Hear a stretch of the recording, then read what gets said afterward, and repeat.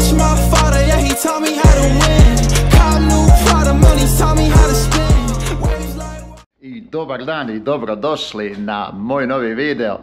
Ljudi moji, evo nas nakon neki otprilike dva mjeseca, mjesec dana, gdje sam počeo odvaljivati. Evo, rekao da se malo javim u jednom videu da snimim i razlog je najveći zbog toga što je vrijeme postalo toplije. Evo kako izgleda vani. I ništa, eto, nisam snimao. Nešto sa kakve neke videe ubacivao bio, ali sve je to bilo nakratko nekako, ništa specifično, nešto. Bili smo već kao navodno nešto otvarali ovdje neku sezonu, pošto je bilo već prije nekih možda 1-2 sedmice bilo nekog lijepog vremena, pa je naletilo iza toga nekih hladnih dana, pa onda je ponovo evo sad došlo na lijepo vrijeme, a mi smo već u međuvremenu, znači tu i već je roštilj, ali evo moj neki isčešćak da ovdje ubacimo. Puko nam je i TV, evo nas u nekom novom videu snimamo na neki način neko otvorenje sezone. Mada nije, evo 3. mjesec je, pa malo smo se skupili, prali smo nešto auta, ovo ono. I evo, tako da malo nešto snimimo. Luka Pecmajster, ha? A, rumeni. Ja, meni sve pođe. Malo viski, malo Coca-Cola. Aj, pjevaj. Ne znam. Ništa je, a? Neće, fali još 3-4 kila. Jedno prasje.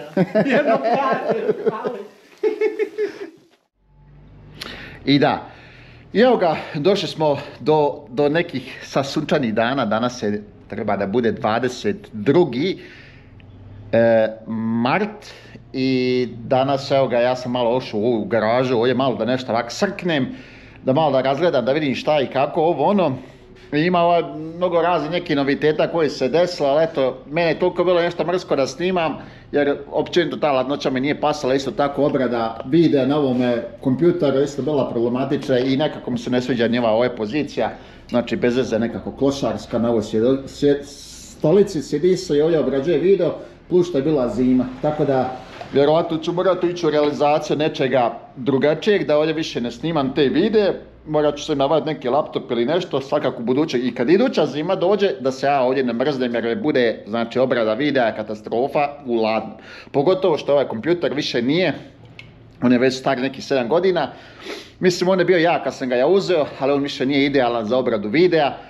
Tad kad sam objavljivao video prije godinu, dvije u HD rezolucije, onda je bilo dovoljno, sad pošto u 4K snimam, onda to traje po nekoliko sati. Ja znači upload, ubacim znači u kompjuter, znači taj video, da ga obrađujem ovo ono i onda njemu treba da njega ubaci još u program jedno sat, dva i onda nakon toga svaki put kad režete treba po 5-10 minuta da sačekate da on to preradi ovo ono i to bude sranja razno. Manje više da ne pričam dalje o tome. Šta se dešava? Ništa, ljudi, dešava se jedan najveći i najjači novitet u ovom cijelom ovdje mojem životu, znači u ovih prošlih nekoliko mjesec dana i šta se desilo i normalno trebam da pakujem ovu M2 za nadolazeće susrete koji će se dešavati na području ove Republike Njemačke, a i naših ex-EU republika. Normalno pojavit ću se ja i tamo na nekom skupu. Već sam sebi organizirao, znači smještaj iću u 9. mjesecu na Stenc Adria i tam ćemo se vidjeti. Eto, svi koji me prate i koji me zna na ovom kanalu, moja malobrojna publika, ne gleda mene mnogo ljudi, ali imam nekih vjernih, rećemo jedno 50-ak ljudi, vjerovatno.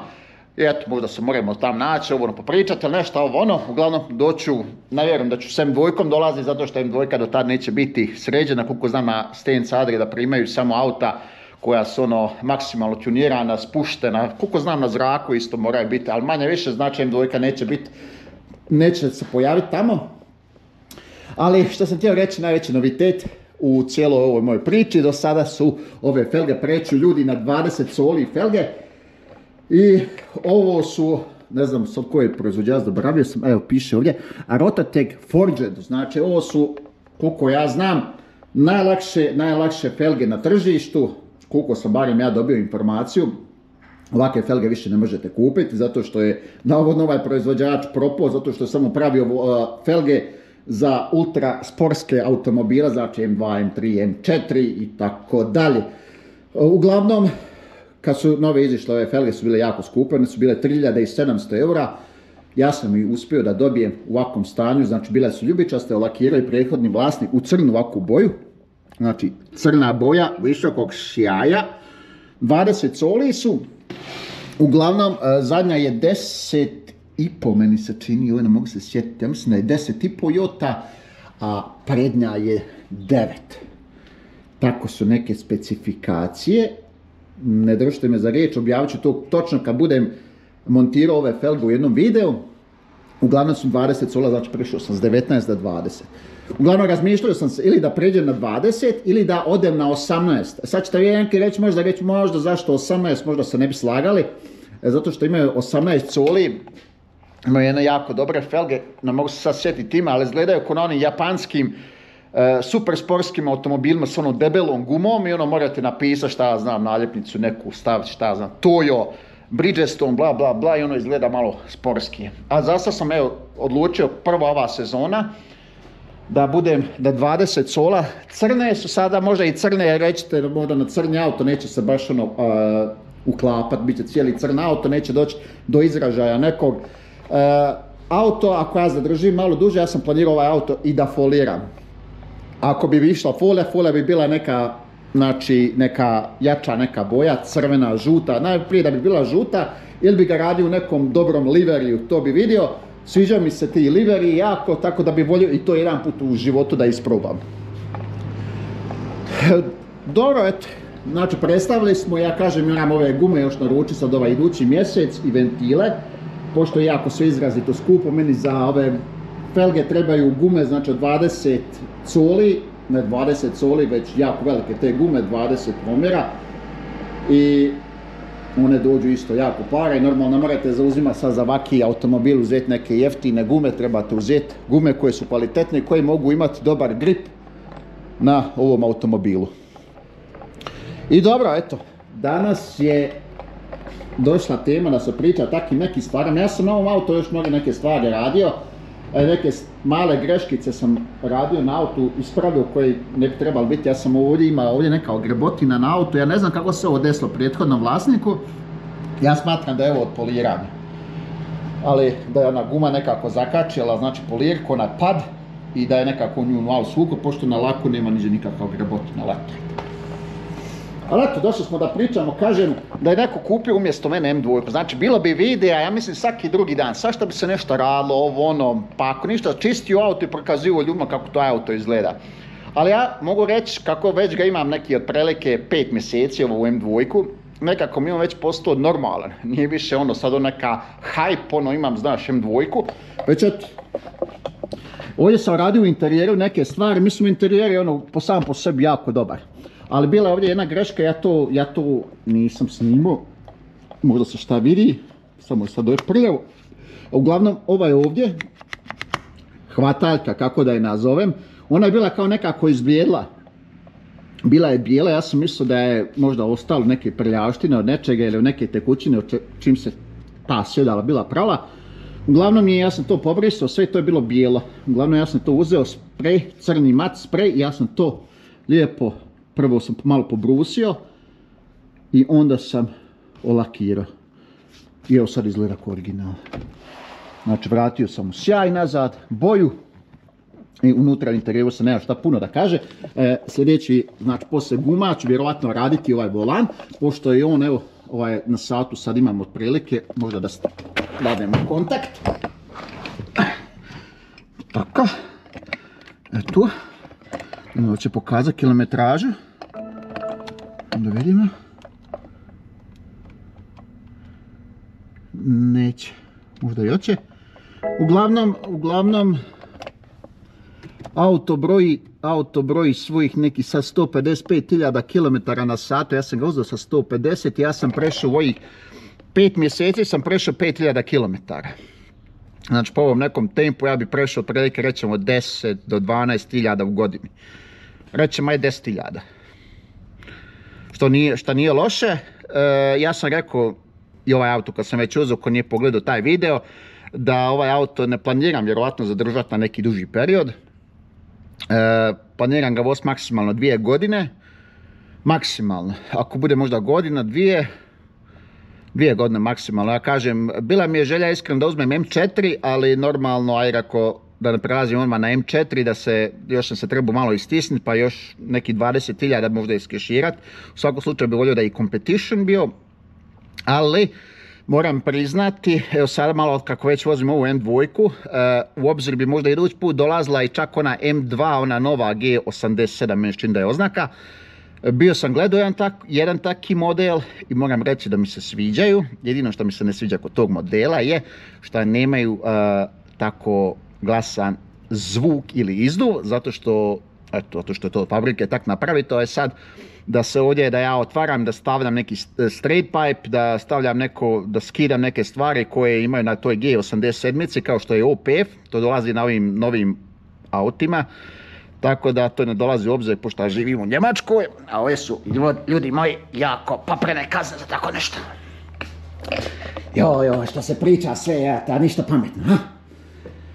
A danas što sam ja krenio oko ovog auta, i te ove felge kakve su, ja ću jednog dana morat lijepo obrat, mislim ja neću prodavat, ali bi volio originalne ove felge da zadržim, u svakom slučaju auto jednog dana kad se bude prodavo. Jednostavno da bude u originalu, neću ga puno čačkat, jebavat, nešto bušit, jednostavno i neke ću originalne stvari staviti, ako budem stavio neku lipu naprijed, neću stavljati neoriginalno i bušit, jednostavno stavit ću od performans nešto, da to lijepo izgleda. Da se jednostavno kad bude se jednog dana trebalo da se skine sa šarafa na šaraf.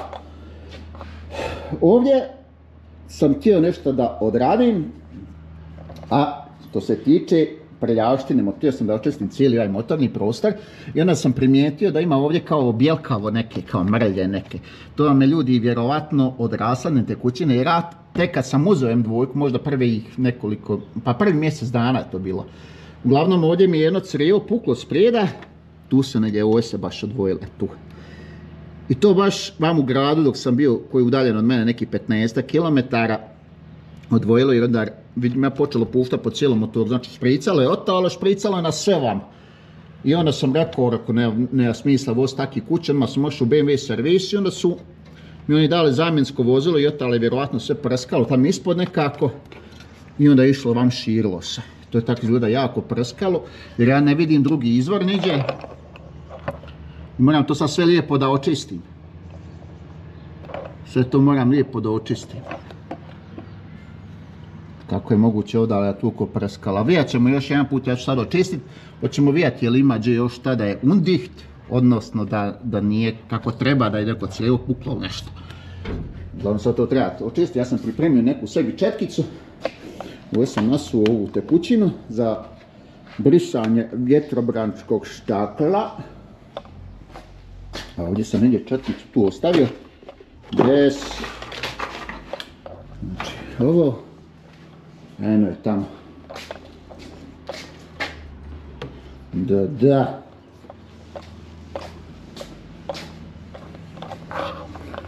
Ja ću lijepo to da našpricam, da to lijepo očistim.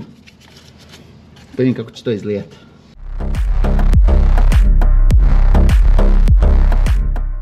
Malo sam stavio i deterđenta da to bolje spada. I ova cijela prašina, koji ovo što je ostalo od rasladne tekućine. Znači samo je tu prašina, malo ima nešto od rasladne tekućine, ali općenito sve u svemu motor je jako čist. To šta, niđe ne curi ulje i tak neke zajebancije. A ja, šta je važno. Sad smo to malo pobrisali, malo još tu da se sušne. Mislim moglo to i bolje, ali sve u svakom slučaju bolje nego što je bilo. Od te bijele mrlje sam tu riješio, malo sam općenito ovo malo pobrisao. Ali ajde, kažem može to bolje, to bi trebalo jedno pranje možda motora da riješi, a ovako ovo malo sam pobrisao i što sam primijetio. Vidite ljudi, ovo kad crno auto je inače problematično jako za održavanje. Ali ovdje sam primijetio, znači kad auto perem i onda od kalka mi ovako staje, znači od ovoga sranja bijelog, svaki put ostane na ovom dijelu. I onda moram to da brišem. S uvijek zajebajem. Eto, to mi baš ono neki ide na živce. Ono kako se voda uopće tu i zavuče. Sad ga mora se to i kažem ovako skidat. Ali opet ostanu kao te minijaturne, kao neke flekice. Koje eto povremeno ja trebam da skidam. Sad neću to raditi. Ali eto, to je bilo to. U stvari imam zaštitu za motor. Ovo je poklopac. Evo ga.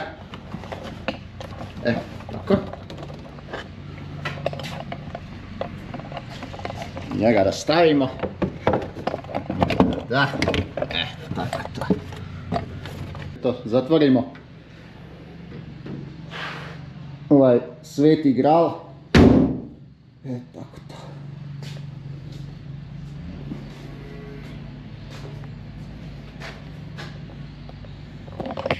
Baš lijepo auto, ha? Šta da se veli? Šta da se veli? Gledajte sad šta mi se desilo s televizora. Evo vidite.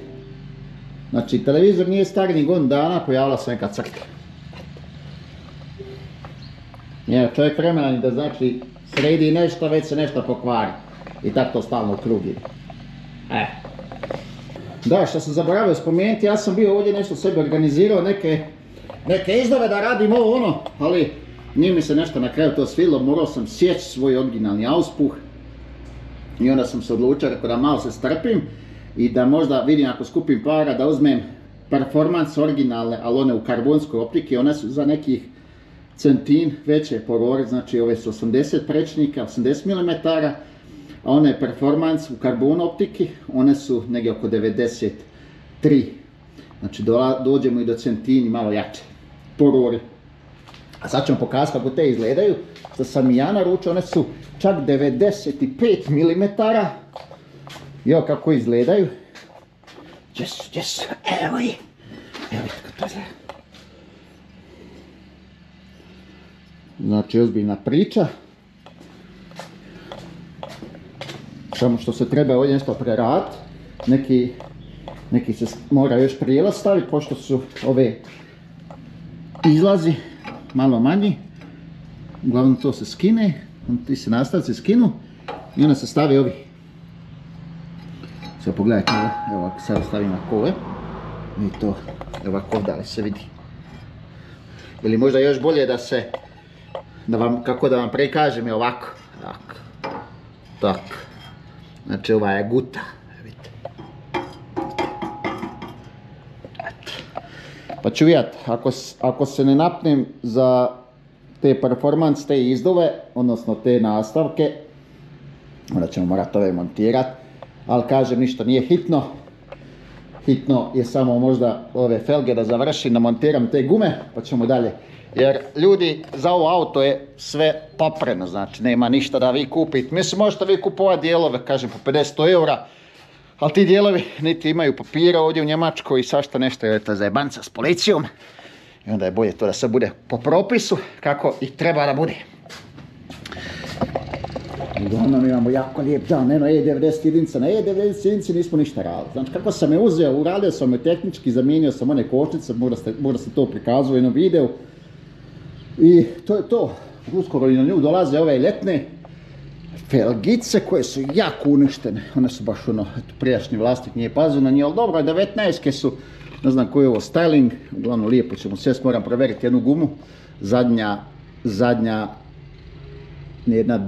zadnja izduvljaje mi zrak i moram pogledati šta se dešaje sa jedne gume. Uglavnom, 3 su dobre, jedna nije. Uglavnom, ta jedna šta ispušta zrak neđe ovako u predjelu, ovako ovdje.